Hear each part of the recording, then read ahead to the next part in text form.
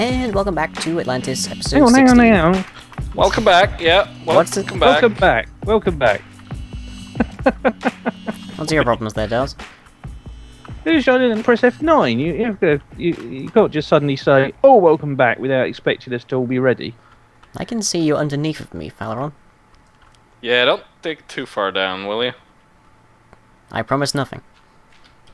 Well. For all you know, I'm actually building a rocket silo. Well... I'm not, sure. but for all you know, I could be. True. Well, that wasn't what we asked you to build. And that's how espionage started.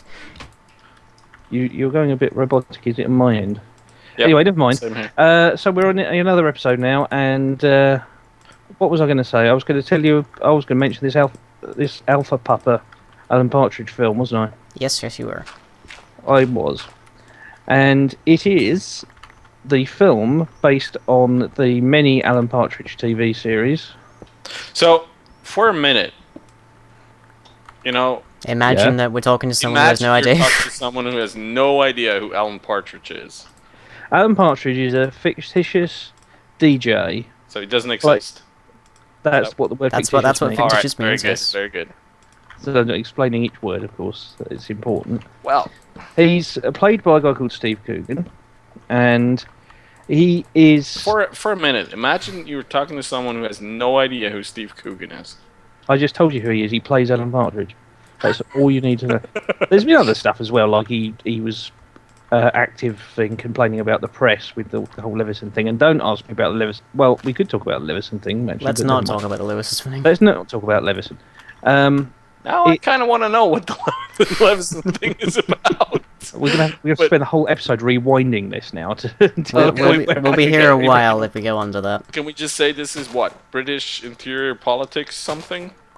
It all came out of the phone hacking thing, where it became apparent that various members of the tabloid press had been Hacked. hacking voicemail messages, and also in one case there was a suggestion that they sent a message on the phone of a murder victim, I think it was. I can't remember. Murder victim, yeah. And it made the parents think that she was still alive. Ooh. And essentially, there were questions about were they, bribing the police? Were they, misusing private investigators to get information illegally and stuff like that? Yeah. And it was, different people took it in different ways. Some said, "Oh, at last we can rein in the dangerous tabloid press that just publishes sensationalist stories without, regarding whether it's true or whether it's responsible." And then there's others that said, well, this is the government's attempt to censor the press. Mm-hmm. And when the Levison report came in from Lord Justice Levison, who was the judge that was put into lead this inquiry, he suggested a raft of legal measures that the government refused to implement. They instead went with the Royal Charter instead. The press, I believe, even so, have said that they won't even go with that, and I think they still have to come up with their own alternative that they're going to suggest. But it's pretty clear that nothing really is going to change. Yeah.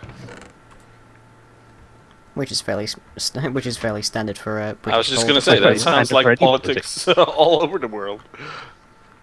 But it was interesting while it lasted. There were some very interesting depositions. I mean, Rupert Murdoch himself was called to testify. Oh, is that the thing that broke his neck, basically? Oh, I hope it was. It was Unfortunately, the he's still thing around. where... Do you remember where the guy came up and I think threw something at him, like an egg? Oh, yeah. I think it was an egg or something like that. Or it was a cake or something. I can't remember what it was. We have this history in Britain of throwing eggs and cakes at people. It's No, sad.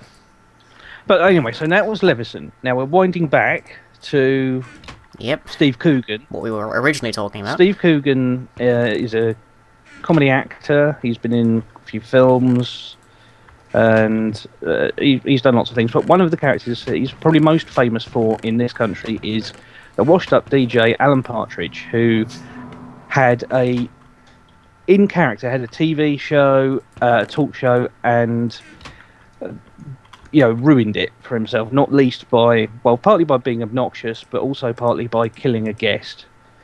And the rest of his on life, purpose? sort of, no, it was an accident. But even so, it sort of was the cherry on the cake for him. But he essentially has then spent the rest of his life trying desperately to get another series of his chat show back. Mm-hmm. And there was a spoof fly on the wall documentary called I'm Alan Partridge, and they did a film called I'm Still Alan Partridge, which followed his life as he's trying to get back into TV and still trying to believe he's famous, even though he's relegated to doing late night late night, and of course then was later on there was Mid Morning Matters with Alan Partridge on successively smaller and smaller radio stations. So anyway, here, at this point, here comes the film. Alan Partridge has been quite a successful character, so they've decided to do a film, and it basically a fellow DJ goes nuts and holds the station to ransom. A fellow DJ, I should point out that it's played by the same actor who portrays Miles O'Brien, the engineer of Star Trek: The Next Generation. Yep. Yes. He Now him I know. Yeah, he holds. Which is the only thing I know him for. Well, again, he's been in lots of things. Road to Wellville, Yeah, he was very good at that. He's done he's a a lot very of gangster successful characters actor. as well, actually. But Yeah. he plays the DJ in this that goes nuts and holds the whole station to ransom. And the only man he will With a talk to is shotgun. Alan Partridge. And so the police have to send in Alan Partridge to try and negotiate this guy who I think has got like a bomb in the station to try and negotiate. I don't recall if it's a bomb, but he definitely has a shotgun and he's holding I think everyone's he's got a shotgun. Certainly in early draft, when I heard about the film's development, they were talking about that it would be a bomb. Mm-hmm. I mean, as I say, I haven't seen the film yet because it hasn't actually come out, but Yeah. I've been sort of following it as it's been in production. And this is basically the situation. Alan Partridge, the inept, offensive arsehole, Alan Partridge is the only guy that well, apparently this guy will negotiate with, and so he has to go in there and somehow talk his way out of a tense situation. And it's Which you can imagine is not something he's intentionally good at. no, it should be pretty good, this film. So yeah. It certainly looks fairly It looks fairly good. The clips look great, so we'll see how it pans out. Oh well, that was just crap. Not the film. Well, you may have seen it. Many times. I've only just acquired the achievement getting wood. Really. Seriously, while we're 23 years recording- old, you imagine Come on. 23 years old, you imagine I'd get that earlier, but nope. Lloyd, your voice has gone very muffled Yep. all of a sudden. Yeah, it has. Oh, Is sorry. your net connection playing up, or are you downloading something or something? Mm-hmm. Neither, to my knowledge. Okay. Mm-hmm. Oh, so Fallaron reckons you are downloading something. Mm-hmm. Yes. By the sounds of it, Fallaron reckons he's LaShonda. But I'm reasonably certain that's not the case. No. But you might want to reconnect to the Skype call Yeah. because it's really maybe. bad to understand. Hard Okay. to understand.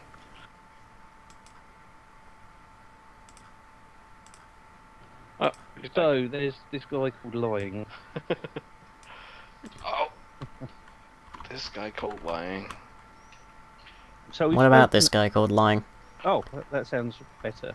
Much better, yeah. Oh, good. Oh, I should get some lights, shouldn't I? Lights are generally a wise idea when you're clearing out a spot under the ocean. Yeah. Jack-o'-lanterns, where are they? I think they're largely on make them as you need them kind of Now- basis. For a minute, imagine you're talking to someone who has no idea what jack-o'-lanterns are. I'm still not entirely sure what they are. They're a form of large produce that is gutted and filled with fire. It's a gourd. Alright. Yes, but now we have to explain gourd. There we go.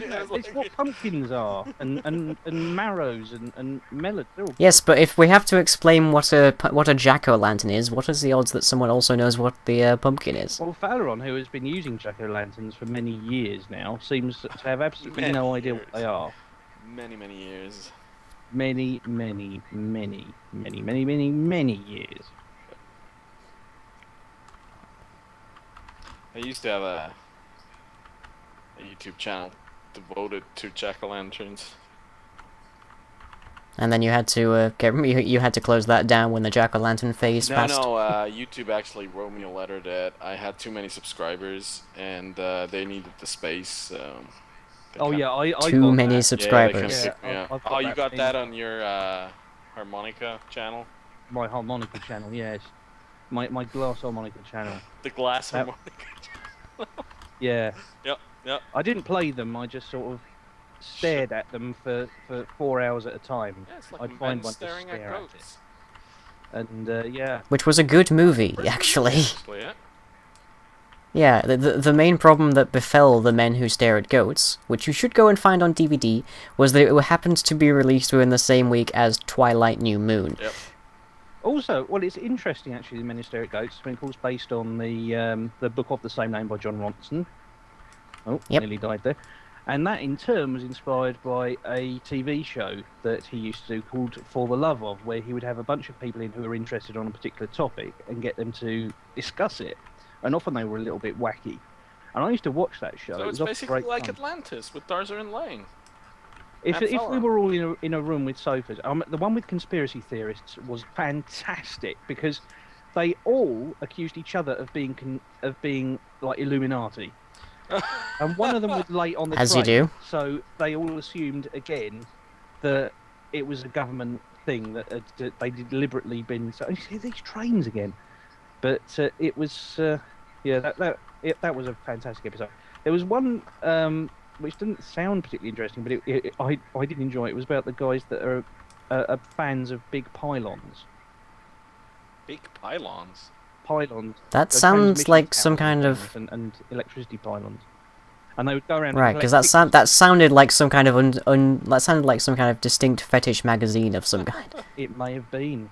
Well, there are people who enjoy cars that way, so I suppose. Stuff you guys have on TV, it's crazy. Well, this was late night Channel 4, and if you knew Channel 4, you'd know that means you're pretty much. As low it goes. That means you're out of the window as far as standards go. You are. You're really you're at the very bottom of the barrel now. I mean, this is the channel that gave us Eurotrash. Yep. Which, funny enough, it just occurred to me that some of the stuff that we get up to on here is probably not a million miles away from what they used to talk about on there. But yeah, that was Channel 4 late night. Suffice it to say that a lot of the weirder stuff that you hear on British television, it probably comes from Channel 4. Night, yeah. Like, or maybe Channel 5. But that Channel 5 was that nude Keith Chegwin game show, wasn't it? Oh god, yes. Why did I have to be reminded of that? Okay. So again, you take Keith Chegwin, a much loved and respected DJ, and you then think, what would people really like? They'd like to see him front a game show. Okay, well, yeah, DJs can front game shows. And why don't we get him to do it while he's completely naked? And all the contestants are naked as well. And we can be like... And apparently at that point, the boardroom had a mass seizure event, and no one was able to come up with a reason why not. Yeah. It seems to me that kind of situations happens a lot in entertainment. Because especially on Fox. I have to say, sometimes I go watch a movie, and I come back out of the movie thinking, who on earth allowed this movie to be made? Did they not read the script before they started making it? Well, I read a rather interesting thing about Iron Man 1 not too long ago today, which was they literally it may have been Iron Man 1, may have been 2. They literally had no script when they were filming it. Well, It's like they alternatively, would you've got spit. things like Apocalypse Now, where due to Marlon Brando's shenanigans, they had to basically abandon the script and make it up as they went along. So it doesn't. Well, that's pretty much what they did with Iron Man 1, because they would spend like the first few hours of every workday just sort of just randomly hashing out whatever ideas they could, which was which was fine for like Robert Downey Jr. because he's great at improv, but it was horrifying for Jeff Bridges, aka the Dude, because he is very more used to actually having like a plan when he's going onto set and stuff. So he just apparently eventually just started looking at it, instead of being a multi-million action film kind of thing, as like a $2 million student project instead. And that's why there's a lot of the remarkably better moments instead of Iron Man 1. Hey, there's a slime. There are plenty of slimes. So, Fallaron, what films do you think were ones where you thought, question mark over the script? Oh, are we really going for the bad movie thing? Because Yeah, let's go into the bad movie thing. All right. Have you guys ever seen a movie called Reign of Fire? I have it on DVD behind me. That is one of the dumbest movies ever. So bad. But you still have it on DVD. I have a lot of movies that I owned on DVD before I watched them. I also, It should be said. I like stuff like the MST3K stuff, and so I actually have genuinely bad B movies on DVD, which I bought because I know they're bad, and I love them because they're bad. Yeah, there's a lot to be said for intentionally watching a bad movie. You can make so much fun that way. Oh yeah. I mean, I've even with Cinematic Titanic, I've even like bought them online, and downloaded them that way, and it's a good way of spending it. You get a pizza and watch a really bad movie and just laugh your way through it. Yeah, it's like I have you guys probably have heard of it, Iron Sky, sitting around here. I believe we talked about this actually off camera, didn't we, last time? Possibly, because Iron Sky, for those who don't know, was a kickstarted film regarding Nazis who escaped to the moon at the end of World War I II, thought we wouldn't get set up through a another moon episode base. without coming into it somewhere. blame Iron Sky, but then they decided to come back to Earth to invade again in 2013. Meanwhile, the presidency of the United States is up for re-election and is seemingly Sarah Palin. And it is a complete, like, absolute joke of a film, but it is so fantastically well done. It's like basically no part of Iron Sky should ever have been made into a film, but they did it so well, and for like being as low budget as it was, the effects are tremendously amazingly well done. On the other hand, you've got So I reckon other films like oh god, I can't remember what it is now. I'd have to actually pause the game to look it up which one it was. I'm gonna have to. Everybody on my channel, just wait. He's gonna do it. I'm gonna look up very briefly. While you do that, let me bring up Plan 9 from Outer Space, which is officially That's a yeah, classic. worst You're in movie ever. Ed Wood territory here, aren't you? Sorry? So, Ed Wood, well, yeah. again, all bets are off with Ed Wood. And I have to say, I've seen that movie, and it's hilarious. I mean, it really is. You have to see this. It's so bad. It's hilarious, funny. It's awesome. We watched that. Any more adjectives you want to add Yeah, there? it's great, fantastic, breathtaking. Cinema verite. Yeah. We did a couple of friends of mine and I. We did a movie evening once where the topic was the worst movies that we know, and we did watch Plan 9 from Outer Space, which was actually good because it was so bad. But we also watched a movie called Death Machine. I don't know if you. Oh, I've heard of this one. Death Machine is a movie in which a couple of eco-terrorists, I think they were, get caught in a building in which a robotic killer machine Yeah, that was bad, like. goes crazy and kills everybody. Something like that. And there... Because what else does a robotic killing machine do? And there is one scene in that movie that is really good, and that is the scene where there's a guy who has like a giant machine gun with him or something. Bound to happen. Yeah.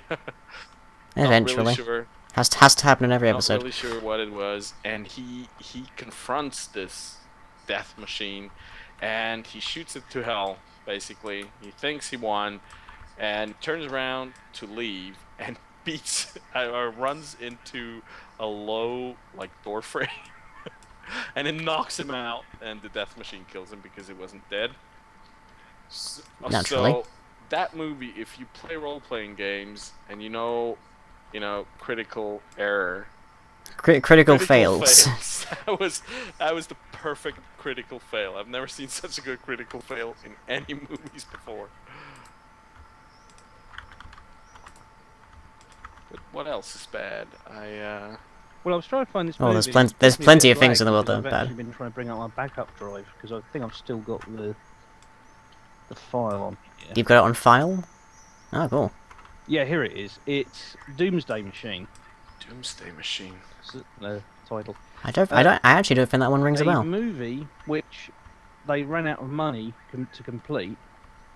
Oh, that's always a good start to this. But they decided to finish it off using the ending of a completely different film, which they just tacked onto the end, and it doesn't have any. What film was this? And please don't say I Casablanca. can't remember which film it was, but they made it so dark that you couldn't see the characters' faces. And the whole style of the ending is completely different, and it makes absolutely no sense. Oh no. But the film itself, I was watching this, and I got it off Cinematic Titanic. I was watching it, and I thought, this looked like a maybe 60s film, maybe even late 50s, and the look of it and the special effects. And I thought the only weird thing about it was this bizarre tacking together the other bit of film on the end. And then I looked at the date and realised that it was actually made in about 79. And everybody looks like they just walked out of the 1950s. And I swear they actually show... There's a scene where I think they show the Earth being blown up. And it looks like someone suspended a potato on a string and set it on fire. I mean, this So, is like, what, after early Red Dwarf kind of worse effects, than then? that. Wow, It's just... that's impressive. Well, the other... I have to say, by the way, with Red Dwarf, okay, you're going to be unfair about that, because don't forget, it was originally shot for video. And when it was first broadcast, because I watched it from the very first series back in 1987, and I wasn't alive then, but I have watched the entire series. You couldn't tell back then on TV technology at that time that, for instance, Holly was just Norman Lovett in a black polo neck shirt. You can on the DVD. On a black background. Because the quality is so much better. But you've got to bear in mind, the special effects looked genuinely better on a worse television, which is what we all had at that time. So I'm going to kind of stand up for the special effects of Red Dwarf at the time. Nobody anticipated. Well, that's kind of something a lot of people have been realizing now with the way that YouTube will automatically shunt down the quality of the video you're watching if it's experiencing some kind of lag. Yeah. Is 480p used to be what everyone watched everything on. Now no one can stand it. Well, personally, You cannot see a single most thing. of the stuff I watch, I will still happily watch on 240p. Really? Yeah. Yeah. Because I just can't be bothered using up bandwidth. Yeah. 240p is what my phone broadcast is. What my phone views there are things very in. few videos that I've come across where it's worth seeing it in more.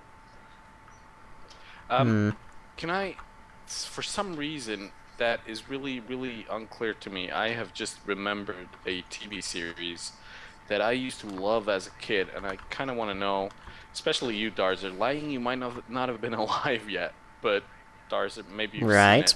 It was a English, if I'm not mistaken, by the BBC Robin Hood series, with the guy who played the main character was Robin of Shirt. Michael Praed. Michael Praed. Yeah, I've met him.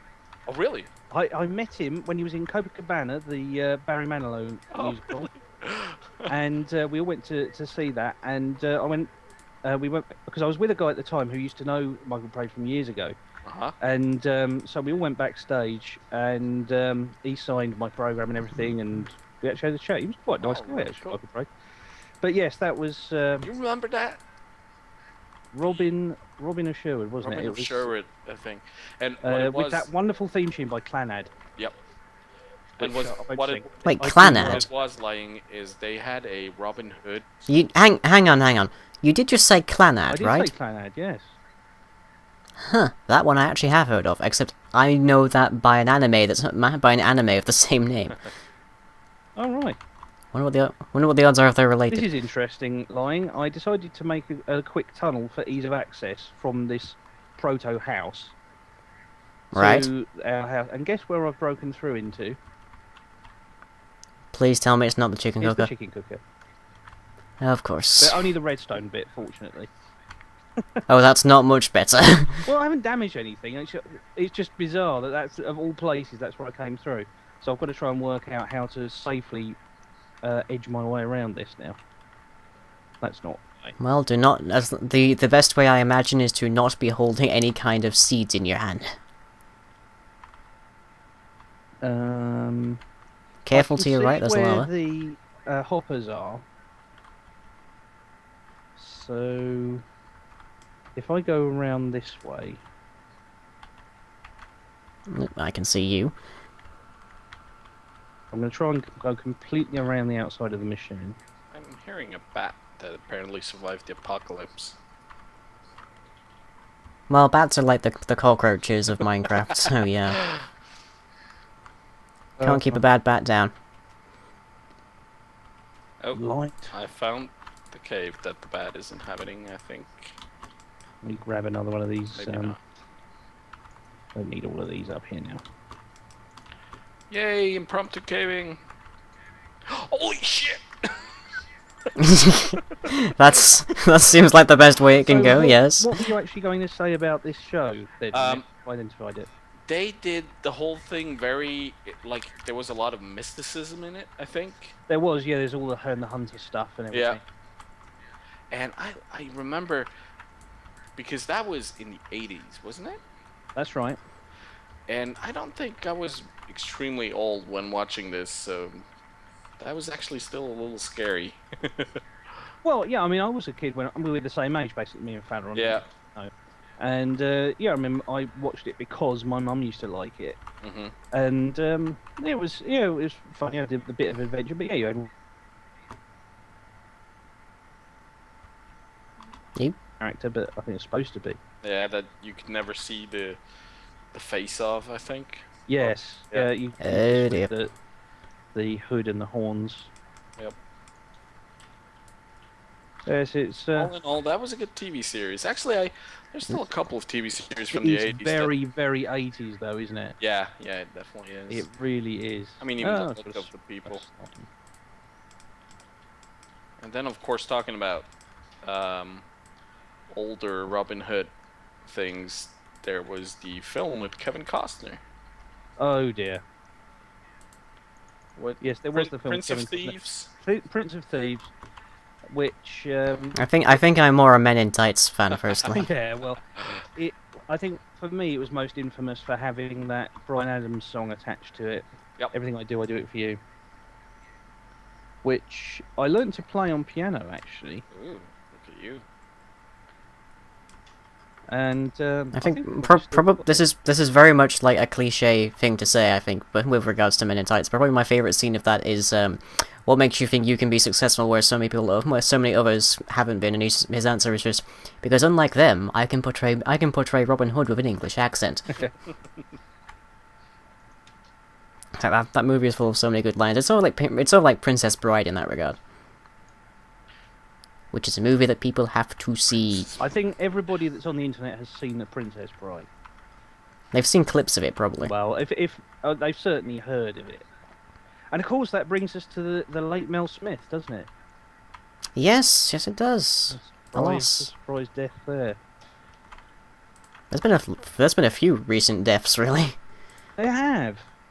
Anybody that's At least within the celebrity Yeah, community, I for want hear of a better people term. die quite regularly in the they world. do, but what I'm saying is there anybody in particular that you would like to just bring up at this point? To mourn, maybe even.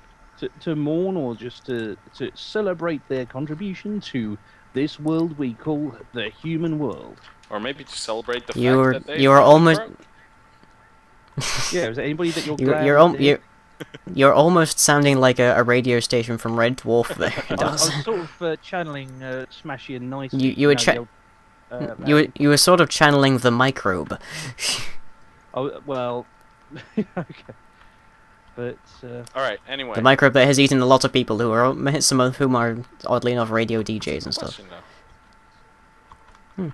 Well, there was one of the most famous guys from The Sopranos died recently. What the Are we saying the main recently? character? I mean, that was a little while ago now. I think that might have been the main character. I wasn't a big fan of his work in The Sopranos, but what I found out after he died is that he also played the main monster in the movie of Where the Wild Things Are. Oh right. And Which I didn't know. The annoyance of people that put a question mark at the end of Where the Wild Things Are. By all means.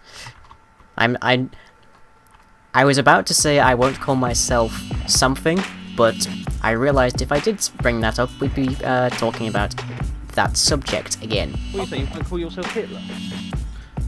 No. Talking about Today only, lying is moot. But I will call myself at the end of an episode, so we shall catch you there we next go. time. I thought it. If you enjoyed this video, be sure to leave a like and or a favourite. Follow me on Twitter and subscribe to be notified of future updates. You can also check out the website where most other content is uploaded. That's all for now. Catch you later.